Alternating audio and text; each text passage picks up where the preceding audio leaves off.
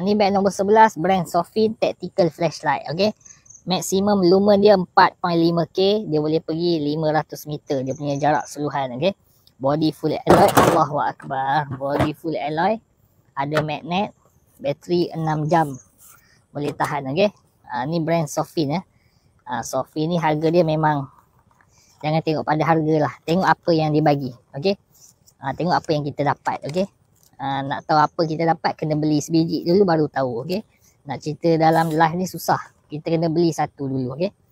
Yang ini ada turbo mode sekali. Okay. Ada turbo mode. Sofin Tactical Flashlight. Okay. Beg nombor 11. Okay.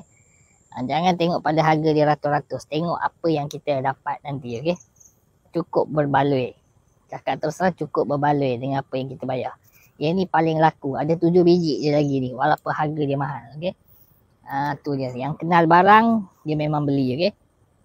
Yang kenal barang, dia memang beli. So ni beg nombor 11. Okay. Sekejap ya. Saya adjust sekejap ya. Okay. Ni mode yang pertama. Ni beg nombor 11. Mode pertama. Okay. Tekan lagi mode kedua. Alright. Tekan lagi mode ketiga. Alright. Tekan 3 kali. Tu dia. Strobe light.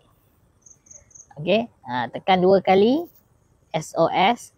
Tekan 2 kali. Dia flash macam tu. Okay.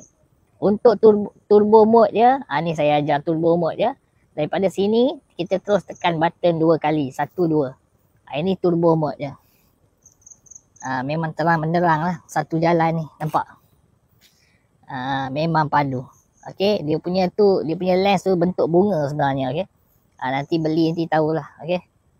Nampak tu. Ini dia. Sofin SR15. Okay. Nampak tu. Gelap. Gelap. Gelap gelita.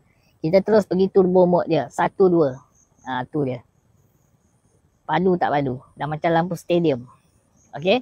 Sofin SR15. Tactical Flashlight. Okay. Tu dia macam mana.